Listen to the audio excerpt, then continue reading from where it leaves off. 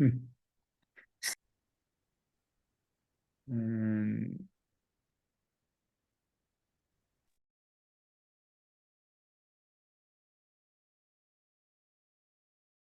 Well, welcome to the People Strategy Forum podcast.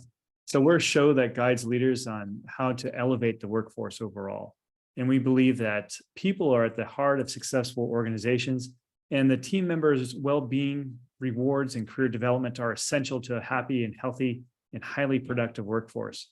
So this show, we discuss practical and effective leadership strategies for top executives and senior professionals and talent managers overall. So right now I want to introduce some of our hosts that we have here today. So we have Howard Niswitz, who's a senior compensation advisor and strategic HR consultant with over 30 years of experience. And we also have Shar Miller. Shar Miller is a CHRO and as for many organizations and in the healthcare sector. And she's also an entrepreneur, has several businesses that she runs as well. So we're happy to have Shar with us today.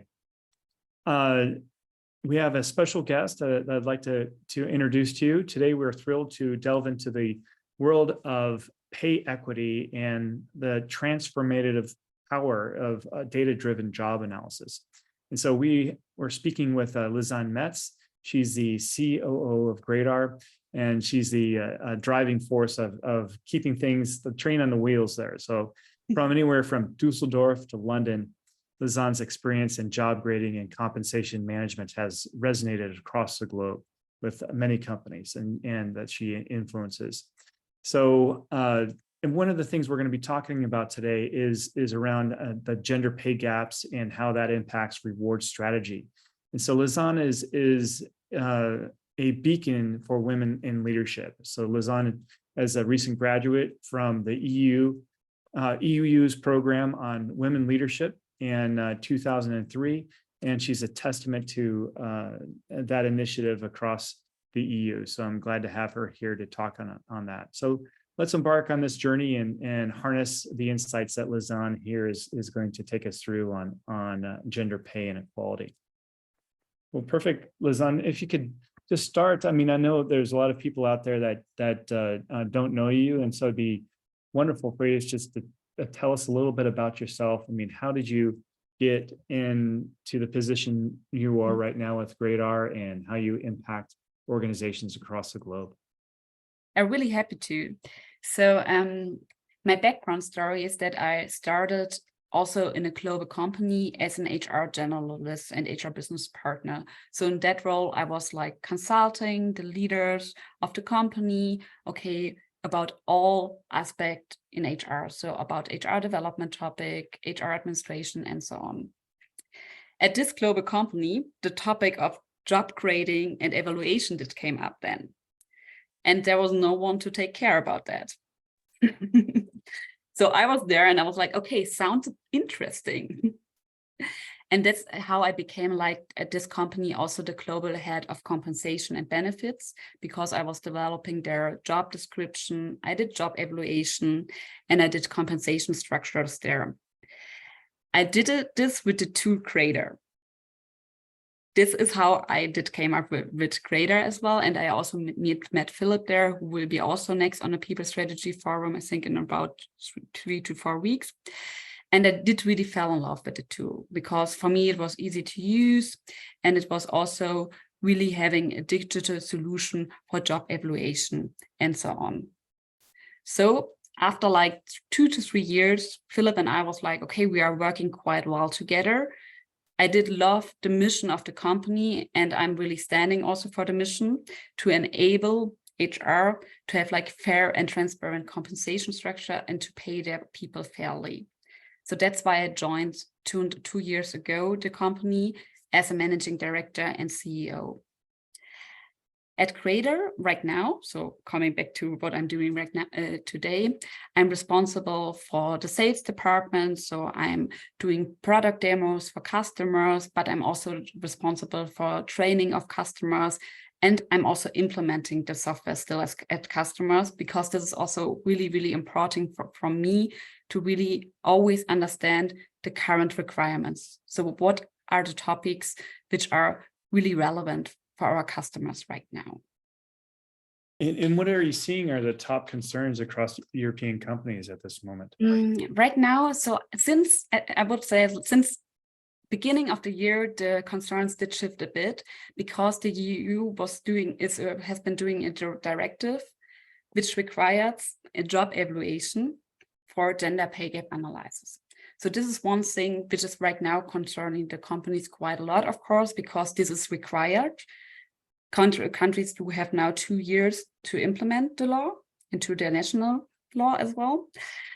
And beforehand, also to give you what was before the EU directive, it was more like the career pathing aspect of job evaluation. But now we are speaking more about equal pay, gender pay gap, and having as a base an analytical job evaluation tool, and not so much simple market benchmarking anymore. So for our American friends out there that are listening in, and they may have operations over in the EU, so what can you give us a high level of what they need to be concerned about over this next 2-year period and how they should prepare? Of course. So if the company is having more than 100 employees, it is required that you're reporting your gender pay gap.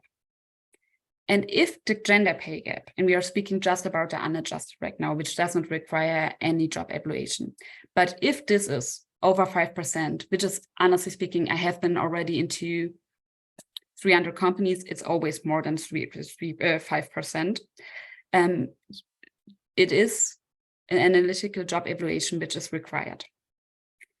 And you need to involve an employee representative for that one.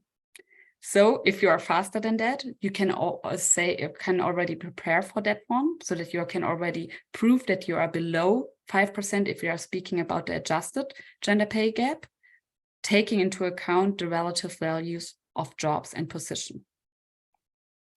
And to put this just in perspective, in the United States right now, I mean, we've often heard this, that women are paid something like 82% or 82 cents on the dollar. And so, of course, this represents quite a large pay gap that's just inherent in our overall market and companies are dealing with, meaning that if they hire just out of the marketplace, it's going to be difficult for them to close that gap unless they purposely try to close that gap internally. And so I think this is a wake-up call, because you're saying that 5% is the gap that's required for reporting when you get into that deeper level. And so most companies in the US would be faced with that at this point, and given just looking at the average. So totally. And just to say, so like before, the first draft was 2.5%, which is nothing. So I think it's also better to have like 5% as a border there, but it's still like normally everyone is having that one, because the reality is we do have more women in admin roles right now. And if those disparities do exist, how long do the companies have to correct them? Do you know? So like this would be also according to national law, but in the directive it's saying, I think 1 year they need to define the measures, and then like 2 years they need to implement them. Okay. Short window. Yeah, short window, especially when you're like a really big company. I think for the smaller one, it's easier to handle that one. But if you're like a global company with an entity in Germany, you need to evaluate the roles and then really also develop the measures and implement them in this time frame. Plus, it impacts the company's reputation in the marketplace too. So yeah, exactly. Yeah. So I think what I'd like to do is to come back to the question of how can companies prepare for this and what they can do to close the gender pay gap. But really quick, I would like to, with Lisanne, I would like to dive into the EU program that you were involved in, that is about women in leadership. So can you tell us a little bit about that? What was the purpose? What is the purpose of the program, and what did you find out there? Yeah, really happy to. So the program has been designed by the European Innovation Council to foster leadership in innovative companies. And I was really happy to be like part of the third cohort, which was so I think it was started in spring 2023 and was going until summer. And it was really well organized. So you did have like a personal mentor there who was guiding you through the whole process. and also some trainings about negotiation, self-confidence, and so on, which was really, really great. The whole purpose was to really, as I said, foster women in leadership position, because the reality which we are having in the European Union is that we are not having a lot of leaders which are female. So mostly if we are speaking especially about tech or also like research companies, you will see a male C-level for sure. And so when we're looking at, you mentioned that Europe or the European Union is they're seeing a problem as just like the US of represent the number of women that are in leadership. And what are the main issues that prevent that from happening that you're seeing? Is it cultural? Is it demographic? What is it? I think it's like a lot of different problems. So first of all, and this is really one thing which I saw like when I met the women in the leadership program, which were like totally smart women, which were really amazing, honestly speaking. But the problem was that a lot of them said, okay, but I don't feel that I'm smart. I don't feel that I can take on that role. So I need to build up really my self-confidence for that one. I don't know why that is, but it's still like really existing that women are more lacking of self-confidence than men. So this was one thing which I was really observing. And also one thing when I was talking to them, and also from my perspective, I think it's really like that we do have like a picture in our head about like the typical woman who's like doing the household, and it's more like in commercial departments as well. So if you're taking a look in the accounting departments, for example, you will see like a lot of females typically, right? I don't know how it is in the US, but in Europe, it is like that. And if you're going to engineering, you will see like a lot of men, right? Right, for sure. And so are the educational systems, are they doing anything on to encourage more women in STEM and so forth? I can just speak like, because I don't know how like Spain is doing that, but for example, for Germany, I can speak about that. They are doing a lot right now since the last 2 years. So we do have like special MINT education and also like days for women so that they can really go into engineering and try it out as an internship. We do also have like quotes right now in companies. So it's really fostered there. And also, for example, the European Union as well, they have like a specific program to build up the self-confidence, to build up the leadership skills of the women, which I think is really, really great. And just also to have like a focus on that one, to say, okay, we need more women because diversity is great in such areas. So I guess going back to just, oh, I'm sorry, go ahead, Smith, you had a question? No, in fact, I had an example to share of how companies that are traditionally known to be more male-dominated industries, they're trying to make a difference. So this is Rio Tinto in Australia. What they started doing was geological engineering typically was taken up by men because mining is overwhelmingly male-dominated as an industry, and that's how it's been for ages. They were trying to change it, and they found they didn't have qualified applicants at all. So they decided to go long-term, and they partnered with universities saying, we're willing to offer scholarships to women candidates who take up geological engineering, and subject to a certain minimum academic record, will be willing to offer them jobs. So now it's relatively unlikely that you'll go into finance or accounting or into a software job if you've done geology as your major. And so they found that they had a fairly decent pipeline of women who were willing to work with them. And it was a long-term intervention, took them years to get there, but they did succeed. Yeah, I think that right now there's just it's a perfect timing to get more women in these represented in these higher level positions with higher level pay. I mean, just because of what's going on in the marketplace, we're seeing a lot of organizations that are reshoring. They're bringing jobs back to be closer to them for supply chain reasons. And also we're seeing technology, just this technology boom that's happening right now, that's creating a lot of opportunity for people to, to relearn and to understand how to use these technologies. And I think that creates an equal playing field for no matter what gender or ethnicity you're in. So I think that organizations, if they focus on their internal training programs and create that opportunity, this is a great way to move the needle right now. And so overall, Lisanne, we're talking about, we've recognized across the globe that there's a problem with gender pay and gender representation across these different functions and professions.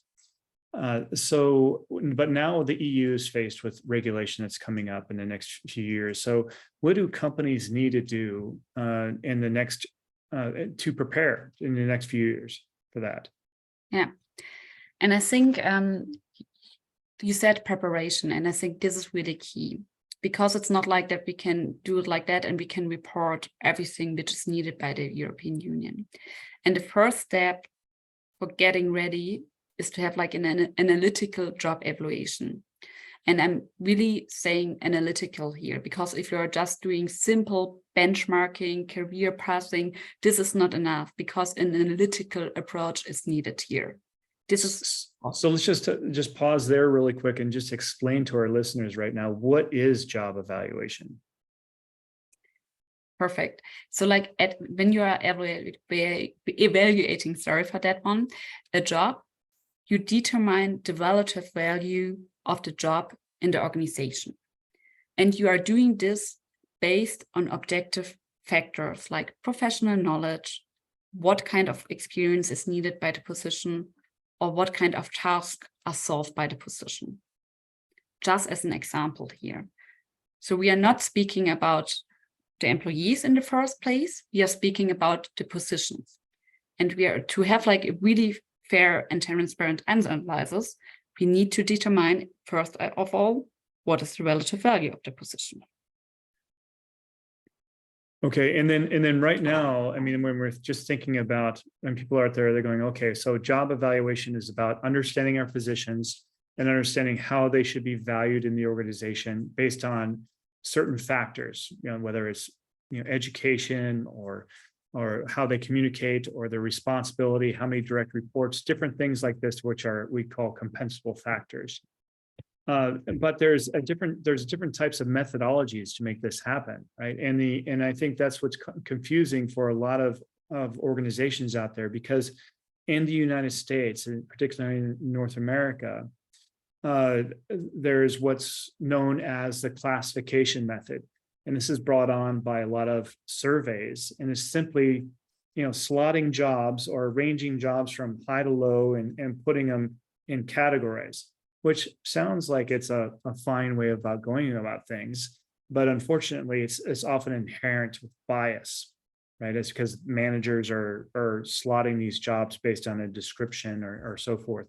So what is the better way of doing this? And if you can dive in deeper into what data-driven job evaluation is.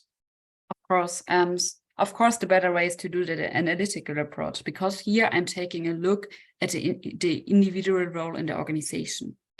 Later on, of course, I can match that one with market data as well. So this is like, first of all, taking a look, what does the job really in the organization means, to have really the analytical approach. The problem with slotting is really that sometimes I'm going back to the persons and I'm thinking, for example, okay, just mentioned that one, it's a P3 11 in Willis Towers Watson, but it is not really a P3 because the requirements are below or above that one. Because we need to take a look really organization-wise, what are the requirements, first of all. And this can be really different based on each individual organization. If you're asking an organization, what does an HR business partner is doing, you get like 3 different answers if you ask 3 different organizations. I can promise you that one. So Shara, I'd love to hear your perspective. Just think when you're in your experience with larger organizations, one of the things that some people have a hard time understanding what is the difference just simply between an individual contributor and a manager. So when you're classifying jobs, I mean, so what is the standard or definition that you would use in your profession? Well, definitely an individual contributor is what it sounds. It's an individual. Typically, they do not supervise other employees and offer a particular type of expertise or individuality that's relative to that expertise. Whereas a manager obviously is accountable for, obviously a group of individuals or even an enterprise, right? So we would consider our executives more of an enterprise leader. So that had multiple managers or directors or vice presidents. And I don't know if, and I'd be interested what you guys think, but I thought that this typically so I was an HR business partner, right? Lisanne, so, as well as many other, I think I was every title in HR, except for a compensation analyst. However, our individual, or excuse me, our HR business partners were kind of like the right arm, left arm. I won't discriminate against arms, but we would actually work with the compensation team and would literally be the spokesperson to roll out the communication strategies and actually be at the table with both the individual, contributor, as well as the managers, as well as the executive of the enterprise or the whole organization. And so, no offense to my lovely colleague who's retired now. She was the director of compensation for the Western region of one of my hospitals. But she would sit in her office and literally go through everything I needed to say, all the data, all the communications, and really help the employees and the leaders understand we call it here career architectural change, but also compensation revamping, because quite candidly, we did have a lawsuit and we did have to go back many years and pay our females, particularly for the inequities in compensation. So back to your question, I always have a loaded answer. I did have to understand all of those different aspects and learn how to communicate all those different aspects and be able to clarify, because particularly in a union organization, which was one of my organizations, these are very sometimes contentious dialogues. And we definitely had to have the data to substantiate it. So Lisanne, I do appreciate that you talk about the data. And it's important that we educate our HR business partners and our HR leaders to be able to have the business acumen and be articulate about finances. Yeah. Because I'm sorry, no offense to my colleagues, sometimes we have a little bit of a harder time to communicate some of these more analytical approaches. So yeah. I do appreciate that you're a partner in this talent management space. I have a question. When you're using an analytical tool, how do you still control human bias? Because people are still entering data. So, for example, filling out a job for a junior accountant, and I put in the junior accountant needs 5 years experience, which we know is crazy but is there a system or a check that says that's not the norm? So we do have different, so there's not a check of the system who's saying it's not allowed or something like this, because we are saying, okay, we are not doing it based on the job title, like a check, because job title, we all know that doesn't really say anything. Right. But one thing which we are doing, so we do have in our system for each factor, a really good factor description to say, okay, what does, for example, 3 to 5 years of experience means? So what are indications for that one, and so on. And at the end, we are showing a so-called cross comparison of all the jobs to really have the relative values of the jobs compared to each other. And we can also compare the factors against each other. So we can have a check of all HR jobs, for example, and take a look, okay, this might be a bit weird that the HR business partner is having 5 to 8 years and the comp ben director HR is having 1 to 3 years, for example. Right. It's one thing we will see there, because might be not one thing. One thing which, of course, is we are all having is like biases. Mhm. And this is like, of course, if you are working in your own company and you know the people who are having the jobs can be really, really dangerous.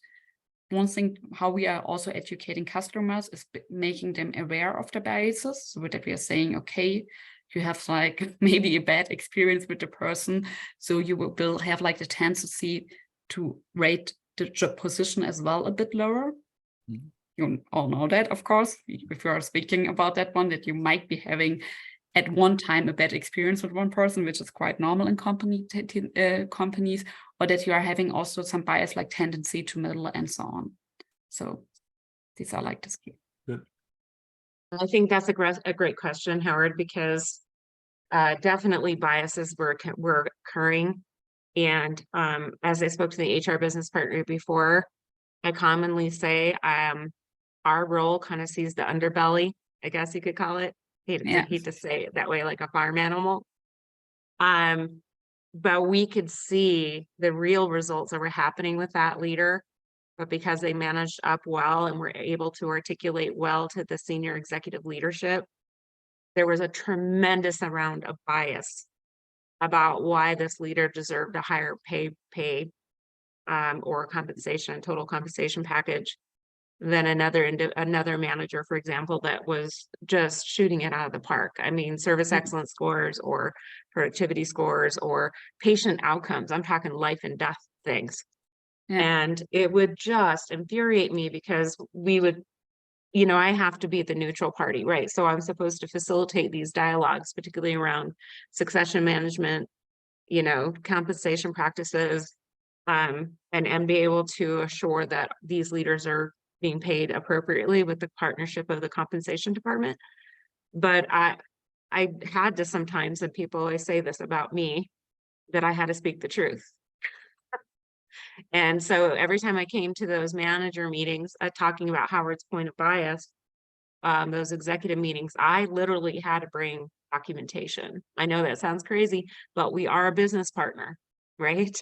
And I think sometimes we think HR is just HR. Oh no, we are truly a business partner. That means we need to understand the financials, the numbers, the outcomes that are expected by their senior leaders.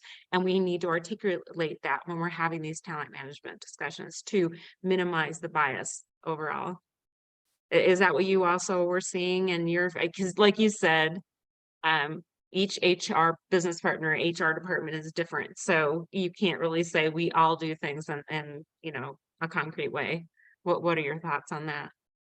Yeah, same stuff. So like as I was an HR business partner and I was doing like a dual role also in my previous company. So I was like comp band specialist, but I was, because it was like low capacity. Because you did a great job. So they kept piling Yeah. more and more on you. So I had like 2 jobs, which was nice. Exactly. But it was really a nice time. But I was also discussing with the leaders there, the roles, and also like how we can define new roles. And then also like the pay grades as well, of course, and also the result. And they were not always happy, especially sales, for example.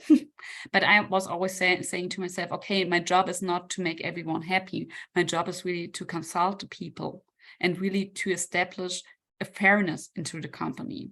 So I'm like, and it is like also how you are saying, you're like the point where everything is coming together.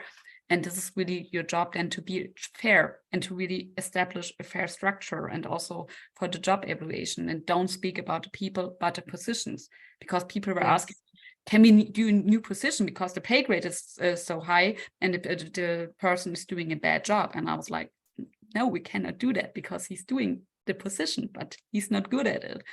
Other problem, maybe we need. Now that's a performance management problem, right? Exactly. It's not upgrading there. It is, you know, my daughter has been considering getting into HR, believe it or not. But she's actually a lot tougher than me. She's got, I wear my heart on my sleeve. I think I'm like what you were saying, having those crucial conversations and being able to say to an executive, you're wrong. You know, no, you don't say it like that.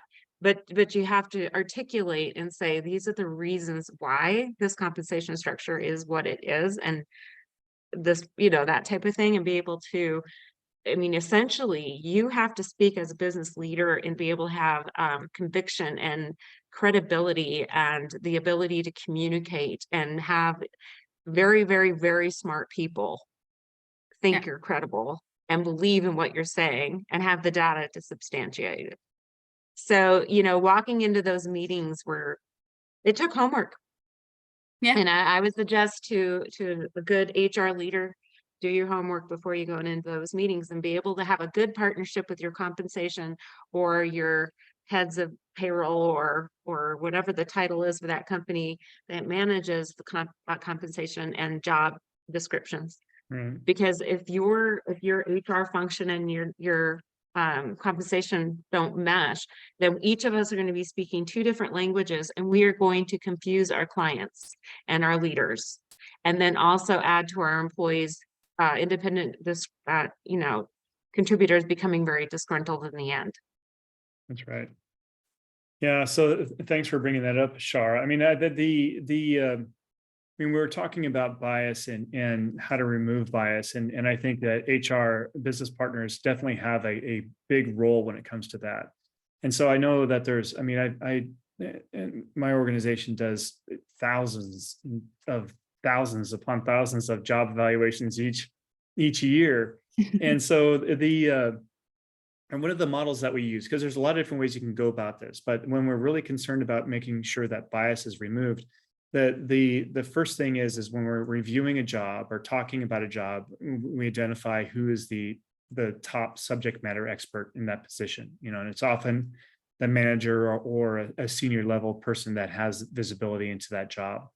And then we basically bring both a compensation professional typically and the HR business partner into the same room. And using a tool like Gradar, I mean, we use that a lot because it's data driven and it's defensible, where the classification method or just doing leveling is difficult to defend that away from bias. So Gradar is often a great tool. So like I said, we bring three people into the room. One is the manager, one is the HR business partner, and the other is the systems expert that's running the Gradar tool. And the role, we know that managers often try to, or they often inflate, is typically they always think that their people are top level and they're justifying that higher level. And the HR business partner, their role is to really go in there and say, okay, this is the reality, and really challenging that thought. Like you said, Char, doing their homework and really working with the manager to calibrate. And then the comp professional or that systems expert is the one who is bringing the knowledge from, you know, thousands of these job evaluations that they're doing to ensure it's done consistently each time. And so that's really important in those sessions. And then, like Lisanne said, at the end, when this is all done, it's brought into which Gradar calls a cross comparison, which is a job matrix. It shows jobs by function and by level. And then when you're looking at it that way, you can see when a job is been over leveled and you can dive into the details. That review is often done by senior management or senior leadership, so that they have the ability to kind of push back and say, okay, that doesn't make sense. And so I find that methodology is the best way to drive bias out of the system when we're looking at that. I'm totally agree with you, with Sam. So like, if I'm doing like the small implementation project, which I'm sometimes doing with the German customers, it's exactly the process which I'm also doing. Sometimes because in Europe we need them. We are also involving the unions, of course, because this is required, especially in Germany. But we are also, as you said, we are evaluating together. And then at the end, there will be like a consistency check between the grades and then going into deep dive if we are thinking, okay, this does not feel right here. To really have like the data-driven approach. You know, it got me thinking of all these times that we were doing these processes. Probably should have been using Gradar in your services at the time, because you're definitely talking my language. I love it. But this is the thing that was also very frustrating for me, because we also did everything in-house. So we didn't have experts like you and Sam and Howard and Sumit. You know, so we didn't have the experts that could come in and be able to do this quickly and efficiently. And I know that, Sam, you can appreciate this. Sometimes these projects would take years. And part of the problem was, for the one organization I worked with, they had 4,000 job descriptions. So you take the job descriptions that were completely like 20 decades old. So that's a project. Then with ADA, you have to make sure it's ADA compliant nowadays, right? Which is another part of the project. And then you go in and do all this process, you know, the compensation analytics process and everything you guys, your experts are talking about. And then we had to roll it out in this massive communication strategy. And then the actual pay practice would happen next year. So what are your thoughts about the timeliness of this? Is it impacted? Is it by the size of the organization? Is it because some certain HR departments are a little more organized with their job descriptions and some of that basic stuff? What are your thoughts about how long it takes for some of these organizations, and what can they do to expedite that process so that we can become more equitable, quicker, and faster? Yeah. What are your thoughts? Yeah, really good question. So of course, it's depending on the size of the organization, because normally based on the size, you're having that and that many roles. And it depends on the internal capacity. So this is one thing which is sometimes challenging in projects, that you're there as a consultant, but it's so hard to find appointments. So the organization needs to make this topic a priority. I think this is one thing. My record was, so like, because we are speaking about going like fast and how fast it could be, I did have like a project in South Tyrol this year, and we were doing job evaluation, and we were doing compensation structuring for like, I think 3 countries and everything, and employee transition to the pay bands and a bonus system as well in 3 months. And this was really an organization which said, okay, we are doing this now. The CEO was saying, okay, just put appointments in my calendar, I will be there. And he was sticking to that one. So if you have making this topic really a priority in the organization and say everyone is doing this together, you can do that. Yeah, you have to make it priority. Yeah, exactly. for sure. Yeah, and so and you brought up some good points there, Shar. I mean, as far as some organizations that have never managed their jobs, never managed their job descriptions or titles, you know, they're going to come up with a big mess. I mean, typically we find that organizations should have, I mean, of you know, small to medium sized businesses, and typically that are above 500 people, that often have anywhere from 200 to 300 type of positions. And so when you're talking about 4,000, I mean, that's like one for every person in a large organization, right? So they definitely. And that was because we allowed our leaders to say, hey, HR, I need another job description, you know, so write me a new one. Exactly, right? and custom for everyone. And so and of course, and when this is a great opportunity when you're doing job evaluation and you're getting ready to do a fair pay study, something like this, it's a great time to clean up your titles. It's a great time to clean up the job descriptions, make sure you're weeding those out. And I mean, the end of the game, it's all about pay fairness and equality. So Lisanne, take us through the next step there. So now an organization has basically gone through the job evaluation process. They've reviewed each position, they've evaluated it correctly and so forth. What is the next step that business leaders have to think about in ensuring that they have fair pay? Yeah, totally. So of course, like the second step would be like to analyze the internal compensation data. And Gradar, also our software, can be supporting with that one, because you can upload the data in our system and then you can see how the internal structure is. And if you have like outlier below or above, for example, the median. And if you are taking a look there, you will see, okay, maybe that with the junior HR business partner, why is he earning so much? If you're going to companies, they will explain you why. It's like always based on history, but you will have really an analytical approach to see how the structure is. of your own organization. Of course, you can then also connect this with some market data to see also, okay, how am I connected? If I take a look at my internal structure and also the market, how am I paying there to also have like to market you on that one? But this will be not saying so much about the internal fairness, of course. It's just like if you're also paying market oriented. You can have this too as a base for designing then salary ranges, which are more and more important also for the United States, because there are several pay transparency laws which requires that you are posting them on job postings as well. And based on the market and the internal, you can design your own salary bands. And of course, you can take a look, okay, how much will this cost me as a company if I'm implementing the salary bands?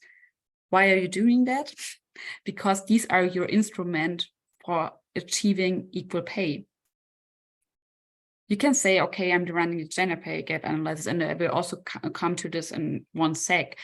But these are really like your instruments later on that you can say, okay, at this position, you should earn between 60,000 or 80,000 US dollar, for example. Yeah, and one thing that I would just like to elaborate on there that's often confused is that when some managers out there are thinking about pay ranges, they're thinking about market data, and that they're just using, okay, well, I went out to the internet and I saw that this job is around $50,000, and so I put a range around that, and then that's what it is. So a pay structure or organized pay ranges that drive pay equality are going to be a little bit more advanced than that. It's not just taking the direct market rates, but they're looking about not just the market, but internal pay fairness as well in that. And then they're creating a pay policy that is going to have a consistent approach for all your jobs when they're looking at pay fairness. Exactly. It's much more advanced. And of course, sometimes organizations are still saying, for example, I do have like 2 pay structures because I'm having an own one for software developers or sales or something like that. It's like a decision which the companies can take on. I don't like it so much because, of course, it's creating a bias then based on the job family, but you have the opportunity to do that. It's still better than having nothing, of course, and it's like part of the reward strategy, of course, of the company. And this is always also one thing which I'm saying. So like you will have like the internal structure and of course market, but you still need to define how you would like to pay and also how you would like to structure these payments later on, because this is always part of compensation philosophy of the company. Perfect. Thank you. I have a question. Yeah. Okay. Obviously, AI, artificial intelligence, I bring it up every single time we have a meeting because I really believe that this is going to be a disruptor in a positive way and maybe not so positive way. And as we know that this is seriously going to change our job titles. I mean, in my personal humble view, I think I learned that at a CompTeam conference once earlier this year.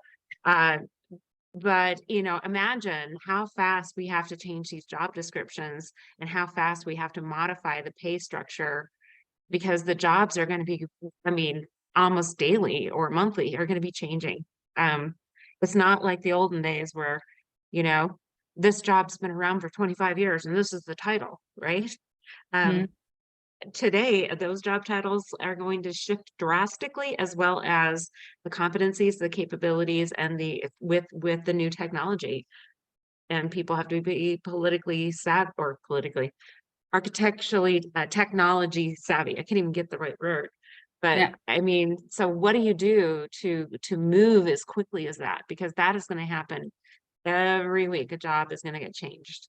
And what's your thoughts about how quickly everything's changing our jobs?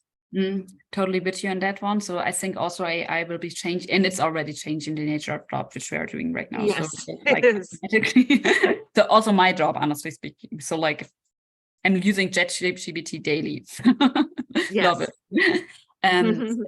So my thoughts on that one. So of course you will have like also different job, and the thing is also like the nature of job description has changed right now. So you will first of all define tasks more broadly. So not like that you're going from task to responsibilities, we are always saying as well, so that you're having more broad job descriptions first of all.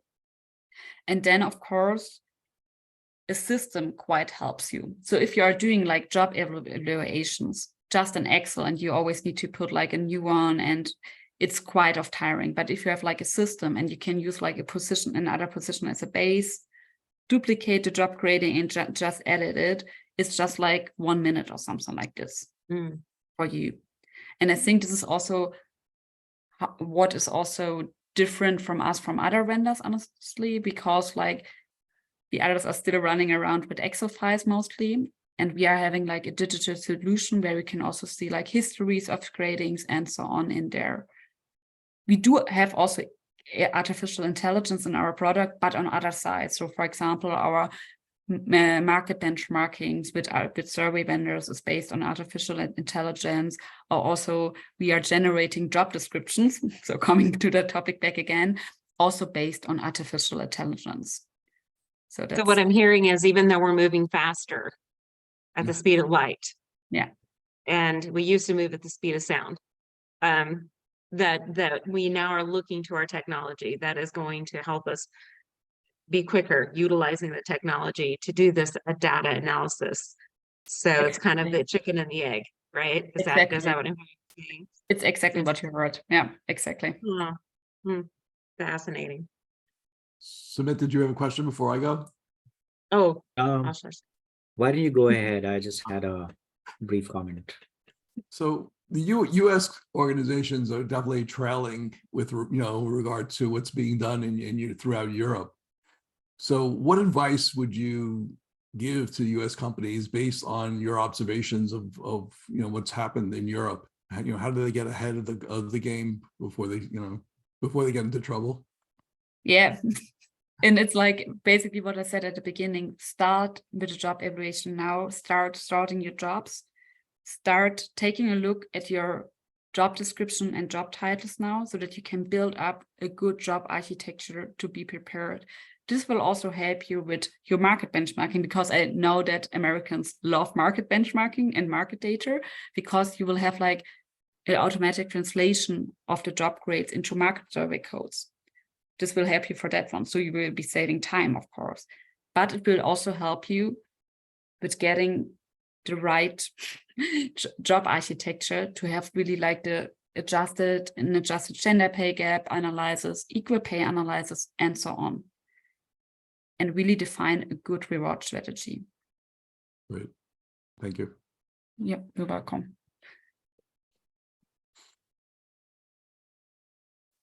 So in line with what you were saying earlier, Lisanne, I think there are lots of, in the age of technology, lots of emerging new jobs. So a tool like Gradar, I find it makes it much easier to evaluate them and fit them into the hierarchy. So a few years ago, we didn't really have jobs like a chief diversity officer or a chat GPT prompt engineer or a metaverse champion and stuff like that. So with these jobs coming in, I find there's huge value in having a tool which walks you through the process. You don't really have clear market benchmarks from competitors because they may not have these roles, and it just makes it much easier to evaluate and decide on how these jobs should be compensated, where we should be getting people from. So what do you think of that? Yeah, totally agree with that one, because then you can really take a look at the new jobs, because you might be having a job which is not existing right now. And we did have like, because a client was asking me that one, he's having now an AI position for e-commerce in his company. And he asked me, okay, what's a good benchmark? And I was like, there's not a benchmark existing right now for that one. You are too soon. Let's ask again in 3 or 4 years, but we can have like an internal structure and fitting the position into your internal structure. Absolutely. Great. Well, I know we're getting quickly towards the top of the hour, and then there's a lot to talk about in this topic. Of course, it's very exciting. But I really want to bring attention to our next week's speaker. And so we're going to be talking to Randy about personal learning networks and really going into the details around that. So like what Shar was talking about, how fast technology is moving right currently in our work life and in our personal lives as well. Being able to stay on top of that is critical. And so Randy's going to take us through, how to stay ahead of that learning curve and really be on the forefront, because we also want to make sure that we're relevant. We want to make sure that we're driving change and doing the best by the people that rely on us. So Randy's going to help us with that.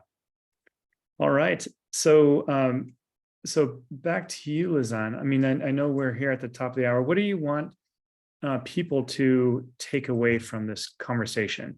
I think that they should already take a look at job evaluation as part of their total rewards and HR strategy, because this is really the backbone for everything. So for of course, compensation, we did talk a lot about that one, but also for some different things like career pathing, role-specific competencies for HR development, and so on. So it's not only compensation, but it is a lot more. And my mission at Gradar, so coming back to our company, it's really to enable HR to have such a nice reward strategy with the help of our software, and of course also consultants like you, like Sam. Thanks, Lisanne. And so I guess the key message here is that if we're looking for gender pay fairness, if we're looking for ethnicity and fairness, pay fairness, it starts at the evaluation of our jobs to ensure that they're evaluated fairly and consistently. So that's why we've been talking a lot about job evaluation today in context of fair pay. So, all right. So I know that Gradar has the ability to do demos, and there's you can do a free trial on the system. Is that right? Yeah, exactly. Free trial, free demo. And we do have a lot of the learning material also on our website. Feel free to schedule a demo or something like this if you are more interested about that one. Or you can also reach me directly on LinkedIn or via mail if you are. Great. Well, really appreciate the conversation today, Lisanne, and thank you so much for sharing your wisdom on this topic. Thank you so much for being here. It was so nice to talk with you. Yes. Thanks so much. Bye. All right. Well, thank you, everyone. See you next week on the People Strategy Forum. Take care. Thank you. Bye-bye. Thank you. Bye. Bye.